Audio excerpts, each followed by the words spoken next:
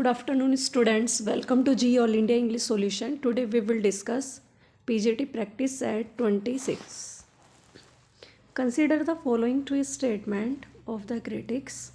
They talk about Charles Lamb, which is the incorrect one. So there are essayists like Bacon, more massive greatness, and other like Sir Thomas Browne.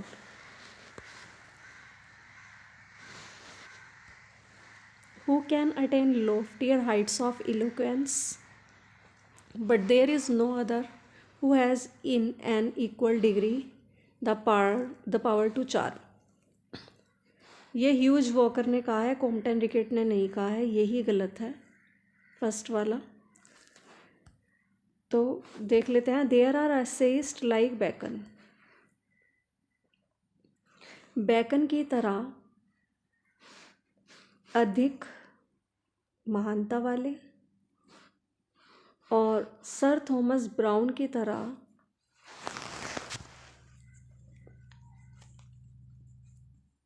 ऐसे essayist हैं वो जिन्होंने वाक्पटुता की ऊंचाइयों को प्राप्त कर लिया है। But there is no other, लेकिन कोई भी ऐसा नहीं है जिसने उनकी पावर टू चेंज, मतलब जैसे उनके अंदर आकर्षण की शक्ति वाला गुण हो, उनके समान आकर्षण वाली शक्ति का गुण हो, तो ऐसा पोएट कोई भी नहीं है। कई ऐसे तो लाइक बैकन की तरह भी हैं और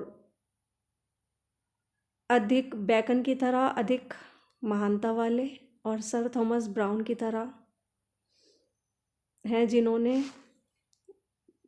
वाक्पटुता की, बोलने की ऊंचाइयों को प्राप्त कर लिया, मतलब बोलने की क्षमता को प्राप्त कर लिया है, बहुत ऊंचाइयों तक उन्होंने छू लिया है। लेकिन कोई ऐसा पोएट नहीं है जिसने पावर टू चार्म का गुण प्राप्त किया हो। ये चार्ल्स लैम्ब के बारे में बोल रहे हैं।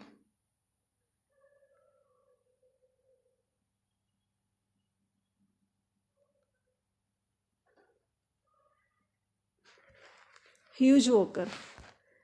नो, अभी नेक्स्ट कोट्स देख लेते हैं कि no essayist is more egotistical than Lamb. कोई भी एसेइस्ट इतना ईगोटिस्टिकल नहीं है, इतना अहमवादी नहीं है जितना कि Lamb. But no egotist can be so artless, लेकिन कोई भी अहमवादी इतना आर्टलेस नहीं है और इतना टीयरफुल, इतना दुखी और इतना खुश, फिर भी इतना खुश नहीं है जितना कि चार्ल्स लैम्ब है। ये एल्बर्ट ने कहा है। और फिर भी मानवीयता रखने वाला गुण हो, पेडेंटिक हो, फिर भी मानवीय हो। तो no essayist is more egotistical than Lamb, but no egotist can be artless and yet so artful, so tearful and yet so mirthful, so pedantic and yet so human. तो ये एल्बर्ट ने कहा है चार्ल्स लैम्ब के बारे में। Next question है, यहाँ पे कुछ एग्जर्प्ट है। एग्जर्प्ट मीन्स होता है पार्ट। कुछ पार्ट्स ऐसे हैं जो पॉपुलर नॉवल से लिए गए हैं चार्ल्स डिकन्स के, उस नॉवल का नाम आपको बताना है। तो love her love her love her if she favours you, love her if she wants you, love her if she tears you heart to pieces, and as it gets older and stronger it will tear deeper, love her love her love her. उसे प्रेम करो, प्रेम करो, प्रेम करो। यदि वो तुम्हारे फेवर में है तब भी प्रेम करो। वो तुम्हें वाउंड करती है, चोट पहुंचाती है, तो भी तुम उसे प्रेम करो, तब तुम्हारा दिल दुखाती है। और शी टीयर्स यू, यदि वो तुम्हारे हृदय को टुकड़ों में बांट देती है, टुकड़ों में तोड़ देती है, तब भी उसे प्रेम करो। उसे और ज़्यादा मजबूत होने दो हृदय को। और इट विल डीपर, ये जब तुम्हारा घाव है वो जब बहुत ज़्यादा जब गहन होगा तब भी उसे प्रेम करो, उससे प्रेम करो, प्रेम करो। You are in every line I have ever read. तुम मेरी प्रत्येक लाइन में हो जो भी मैंने पढ़ा है, मतलब मैं जहाँ भी पढ़ता हूँ तुम वहीं हो। I must be taken as I have been made, मुझे वैसा ही स्वीकारो जैसा मैं बना हूँ। The success is not mine, the failure is not mine. सफलता मेरे नहीं है, असफलता भी मेरी नहीं है, दोनों से मिलकर मैं बना हूँ। तो चार्ल्स डिकन्स का नोवेल बताना। I stole her heart away and put eyes into place. मैंने उसका हृदय चुरा लिया है और उस पर क्या रख दिया है, इसके स्थान पर बर्फ़ को रख दिया है। Heaven knows we need never be ashamed of our tears. ये तो भगवान भी जानता है कि हमें है ना कभी भी अपने आंसुओं से शर्मिंदा नहीं होना चाहिए, शर्म नहीं करनी चाहिए हमें। फॉर दे आर रेन, वो तो एक बारिश की तरह हैं। Upon the blinding dust of earth, earth पे जैसे अर्थ पे पड़ी डस्ट के ऊपर जैसे रेन होती है ना, इसी तरीके से हमारे आंसू भी होते हैं। और ओवरलाइंग आवर हार्ट्स, और हमारे हृदय को कठोर बनाते हैं। ग्रेट एक्सपेक्टेशंस की लाइन है ये, चार्ल्स डिकन्स का नोवेल है, बहुत इम्पोर्टेंट नोवेल है ये। नेक्स्ट है, लेकिन लाइन तो वैसे मुश्किल ही पूछी जाएंगी नोवेल की, पोएम वगैरह से ज़्यादा लाइन पूछी जाती हैं, लेकिन फिर भी देख लेते हैं। These lines are from the, ये टी.एस. इलियट के वर्क से लाइन ली गई है, उस वर्क का नाम बताना, उस पोएम का। तो the river is within us, हमारे अंदर तो नदियाँ हैं, नदियाँ हमारे अंदर ही हैं, और समुद्र ने हमें चारों ओर से घेर रखा है। द फ्यूचर फ्यूचरलेस, भविष्य भविष्यहीन। पीपल चेंज होते हैं, स्माइल करते हैं, लेकिन पीड़ा तो उनके अंदर फिर भी बनी रहती है। Time the destroyer as the time the preserver, समय तो बर्बाद करने वाला भी होता है, समय संरक्षक होता है। द बिटर एप्पल, सेब कड़वा होता है, और and the bite in the apple, और एप्पल को एक टुकड़ों में, तो एक बाइट मतलब एप्पल की, तो the bitter apple the and the bite in the apple. तो कहाँ से ली गई ये लाइनें, देखो पहले देख लेते हैं। पीपल, एक तो the river is within us, the sea is all about us, the future futureless, people change and smile, but the agony abides, time the destroys time time द प्रिजर्व, बहुत इंपॉर्टेंट लाइन है। The bitter apple and the bite in the apple. तो this lines are from the Dry Salvages Four Quartets, T S. Eliot ने लिखी है poem the Dry Salvages Four Quartets. Next है, these are the comments of the scholars and critics on a poet. Who is this poet? तो ये T S. Eliot हैं, देख लेते हैं फिर। A great sorcerer of words, वो तो शब्दों के जादूगर हैं, महान जादूगर हैं। ये कहा है इगोर स्ट्रेविंस्की ने कहा है, ये इगोर स्ट्रेविंस्की ने। अ ग्रेट सोर्सरर ऑफ वर्ड्स, शब्दों के वो तो महान जादूगर है इगोर स्ट्रेविंस्की ने। और ये कहा है टी.एस. इलियट के बारे में कि वो तो शब्दों के जादूगर है इगोर स्ट्रेविंस्की ने। फिर है, ये भी इगोर स्ट्रेविंस्की ने कहा है कि the very keeper of the language का बहुत अच्छे से रख रखाव करने वाले हैं वो, कीपर हैं वो। और फिर है, वेदर ही इज़ लाइक्ड और डिसलाइक्ड, चाहे उन्हें पसंद किया जाए या ना पसंद किया जाए, इसका तो कोई इम्पोर्टेंस है ही नहीं, but he must be read, लेकिन उसे तो अवश्य ही पढ़ना चाहिए। ये नॉर्थरॉप फ्राई ने बोला है टी.एस. इलियट के बारे में। एक कह रहे हैं English poetry would have had no future, कि इंग्लिश पोइट्री का तो कोई भविष्य ही नहीं है बिना उनके इनवैल्यूएबल वर्क के। अगर उनका इनवैल्यूएबल वर्क जो है उनको ना पढ़ा जाए तो उसके बिना तो पोइट्री का कोई फ्यूचर ही नहीं है। ये कहा है फ्रैंक करमोड ने।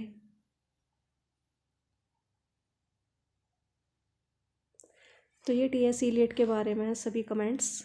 नेक्स्ट क्वेश्चन है, इंपॉर्टेंट क्वेश्चन है ये। और consider the following statement, whose statement are this. तो हार्डी ने कहा है, क्या कहा है, what does often depress me is the sight of so much pain in the world, constant pain. कि संसार में है ना बहुत ज़्यादा दुख दिखाई देते हैं और लगातार दुख चलते ही रहते हैं, तो ये चीज़ मुझे बहुत ज़्यादा डिप्रेस करती है, परेशान करती है। Poetry is emotion put into measure, poetry तो भावनाओं का एक मापन है और इमोशन आती है स्वतः ही, प्रकृति मतलब बाय नेचर ही आती है, but the measure can be acquired. लेकिन जो मेजर है वो किससे मापा जा प्राप्त किया जा सकता है? आर्ट के द्वारा। ये हार्डी ने कहा है। स्टेटमेंट ये हार्डी के हैं कि what does often depress me is the, देखो थे भी पैसिमिस्टिक, बात भी वही कर दी इन्होंने कि what does often depress me is the sight of so much pain in the world, constant pain. और poetry is emotion put into measure. और जो वर्ड्सवर्थ ने कही है वो कही है पोइट्री के बारे में, poetry is a spontaneous overflow of powerful feeling, है ना। और ये बोला है थॉमस हार्डी ने कि poetry is emotion put into measure. और इमोशन नेचर के द्वारा आता है, नेचर से ही आता है स्वतः ही, but the measure can be acquired by art. लेकिन जो मेजर है वो प्राप्त किया जाता है आर्ट के द्वारा।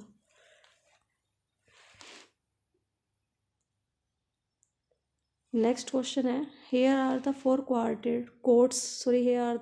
Quotes from one of the Hardy's novel, name the novel.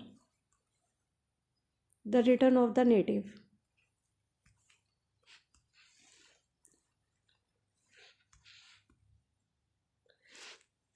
The return of the native से है, why is it that a woman can see from a distance what a man can not see close.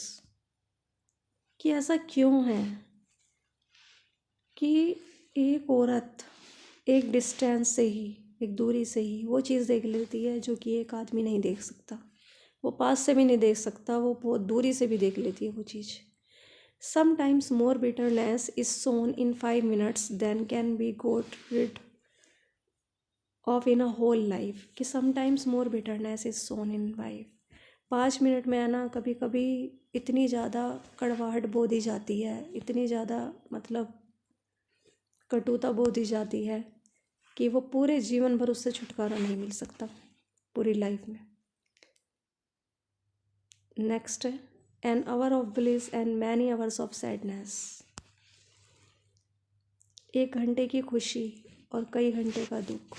जो कभी कभी 1 घंटे में खुशी मिलती है ना, वो कई घंटे के लिए दुख भी बन जाती है। कि 1 घंटे का आनंद और मैनी आवर्स तक क्या है? सैडनेस, दुख। नेक्स्ट है, to be conscious that the end of the dream is approaching. इस बात से सावधान रहना कि सपने का अंत पास आ रहा है, yet has not absolutely come, लेकिन ये पूर्णतः पास नहीं आ रहा अभी। Is one of the most wearisome as well as the most curious stage along the course between the beginning of a passion and its end. जोश की शुरुआत और उसका एंड, उसके बीच जो थका देने वाली चीज़ें होती हैं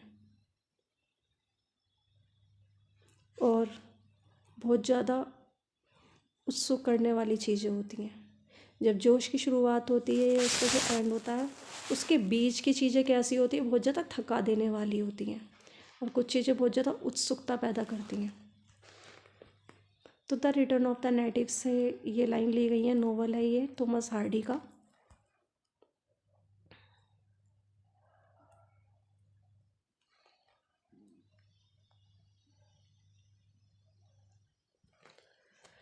देखो ज़्यादातर इनके नोवेल पढ़ने पर है ना पैसिमिज्म ही दिखाई देता है। जैसे इन्होंने यहाँ ये कह दी, सम टाइम मोर बिटरनेस। बात तो बिल्कुल सही है कि कभी कभी 5 मिनट में इतनी कड़वाहट बो दी जाती है कि वो पूरे जीवन भर ख़त्म नहीं हो सकती, उससे छुटकारा नहीं मिलता। और 1 घंटे का आनंद और कई घंटे तक का दुख। और ये बात भी बिल्कुल ठीक ही है वैसे कि जो जोश की शुरुआत होती है ना, जैसे किसी काम को शुरू कर रहे हैं और उसके एंड तक, और उसके जो बीच का समय होता है, शुरू से लेके एंड तक के बीच का जो समय होता है, तो वो कैसा होता है? थका देने वाला होता है इंसान को। और उत्सुकता भी होती है, कभी कभी उत्सुकता होती है, बहुत ज़्यादा क्यूरियस स्टेजेस होती हैं, और कभी कभी वेरिसम होता है बहुत। तो the return of the native से लाइन ही ली गई हैं, थॉमस हार्डी ने लिखी है। बड़े पैसिमिस्टिक पोइट रहे थे। रॉबर्ट ब्राउनिंग बड़े ऑप्टिमिस्टिक पोइट थे, इनके अपोजिट हैं वो। Which book of Tennyson deals with the question of women's education. Women's की एजुकेशन के साथ डील करती है टेनिसन की कौन सी बुक है वो? तो वो है द प्रिंसेस। द प्रिंसेस में वीमेन की एजुकेशन दिखाई गई है। वीमेन के एजुकेशन के क्वेश्चन के साथ डील की है वहाँ पे। टेनिसन की पोयम है द प्रिंसेस। नेक्स्ट क्वेश्चन है, कुछ एग्जर्प्ट हैं वो हेमिंगवे के पॉपुलर नोवेल से लिए गए हैं, उस नोवेल का नाम बताना है। कि देखो कितनी ठीक बात इन्होंने कही है कि going to another country does not make any difference, I have tried all that, you can get away from yourself by moving from one place to another, there is nothing to that. कि going to another, कि आप एक देश से दूसरे देश चले जाओ, उससे कोई डिफरेंस नहीं, उसमें कोई अंतर नहीं होता। कहीं भी चले जाओ आप एक देश को छोड़ के दूसरे देश में, मैंने सारी चीज़ों को ट्राई करा है। You can not get away from your self, लेकिन तुम्हें ना यदि एक स्थान से दूसरे स्थान पर चले गए ना, तो उससे तो खुद से छुटकारा नहीं मिल सकता। तुम जैसे हो वैसे ही रहोगे, देश बदलने से तुम चेंज नहीं होंगे। There is nothing to that, इसमें तो कुछ है ही नहीं ऐसा कुछ बेनिफिट।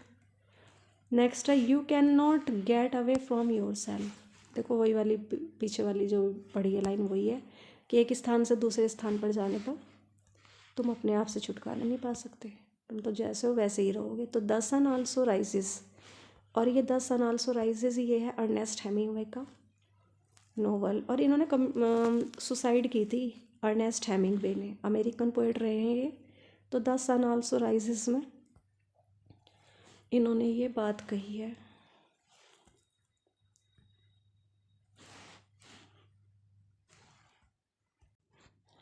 फिर है नेक्स्ट, येस्टरडे सर्टेनली, यहाँ पर है sorry, consider the following extract from a popular novel, here is nothing else than now there is nothing. ये अलग आ गया है यहाँ पे शायद ये। नेक्स्ट क्वेश्चन पढ़ लेते हैं, इसे फिर देख लेंगे। कि consider the following statement, who is the author. देखो कीट्स की लाइन है ये। तो O for a life of sensation rather than of thoughts,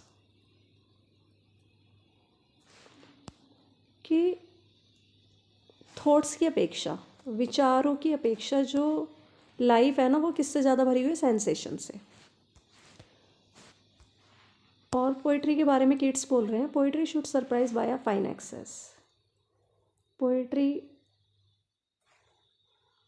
surprise होनी चाहिए किसके द्वारा, आश्चर्यचकित होनी चाहिए किसके द्वारा, फाइन एक्सेस के द्वारा, एक अच्छी अधिकता के कारण। नेक्स्ट, आई लुक अपॉन फ्रेज लाइक अ फ्लावर, क्या मैं फ्रेज को कैसे देखता हूँ, एक लवर की तरह, sorry lover not flowers. I look upon fine phrases like a lover. Next, I have loved the principle of beauty in all things, कि मैंने सारी चीज़ों में ना सुंदरता के सिद्धांतों से प्रेम किया है। सही बात है, इन्होंने तो सेंसेस पे ही ज़्यादा बल दिया है किड्स ने। O for a life of sensation rather than of thoughts, देखो कह भी यही बात रहे हैं यहाँ पे। फिर a poetry should surprise by a fine excess, like I look upon fine phrase like a lover. Next, I have loved the principle of beauties in all things, John Keats. Thanks for watching this video. Please like, subscribe and share.